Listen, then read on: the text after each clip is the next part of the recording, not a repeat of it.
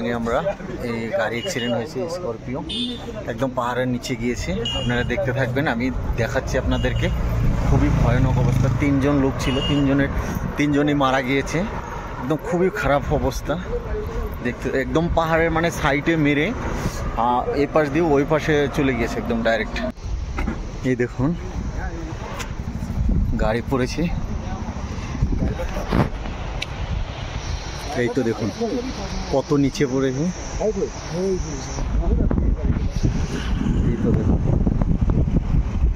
পাহাড়ের রাস্তাতে গাড়ি পড়েছে আজকে তাওয়াংয়ে রাস্তায়, অরুণাচল প্রদেশের তাওয়াংয়ের রাস্তায় ধিরাং পাওয়ার আগে, মুন্না পাওয়ার আগে গাড়ি নিচে পড়েছে। তো মানুষ মরেছে, খুবই খারাপ অবস্থা, একদম সবাই মরেছে নাকি দেখি, দেখতে থাকুন আপনারা।